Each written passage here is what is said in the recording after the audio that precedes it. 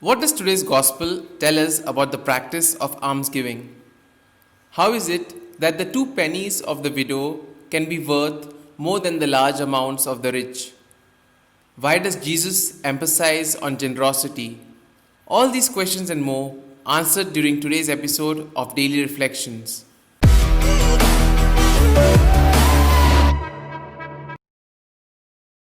In today's gospel, Jesus weaves the praise of a poor widow who knows how to share more than the rich. This can also include not just money, but giving of our time, energy, abilities to others, even when we are tired or very busy. There is a difference between giving alms and sharing ourselves, our goods, and good fortune with those who have less, a lot less than us.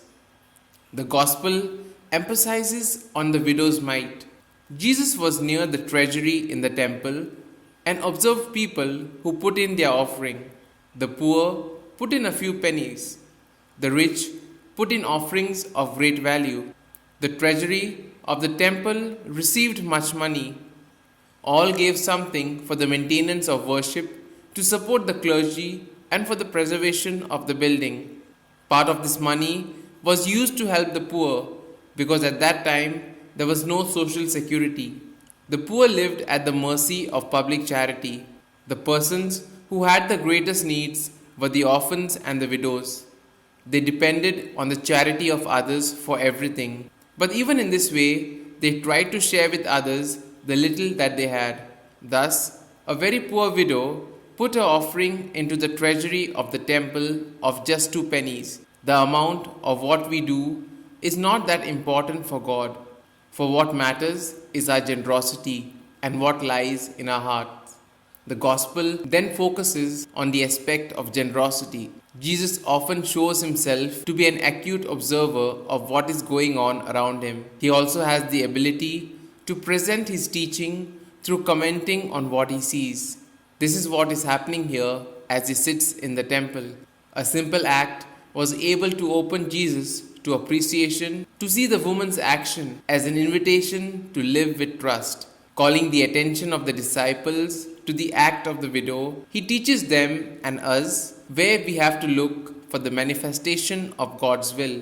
Jesus does not condemn the temple authorities for avarice or the rich who give alms out of their surplus wealth. He simply points out that the poor widow gives more than anyone else because she gives her last penny. True generosity is not so much giving what we can easily spare as giving what we can't easily do without. It is not the amount which counts, but the heart with which it is given. The gospel then emphasizes on alms, sharing, and riches. The practice of giving alms was very important for the Jews. It was considered to be good work. The alms put into the treasury of the temple, whether for worship or for the needy, orphans, or widows, were considered a pleasing act to God. To give alms was a way to recognize that all goods of the earth belong to God and that we are only administrators of these gifts. But the tendency to accumulate continues to exist and is very strong. It always arises anew in the human heart. Conversion is always necessary.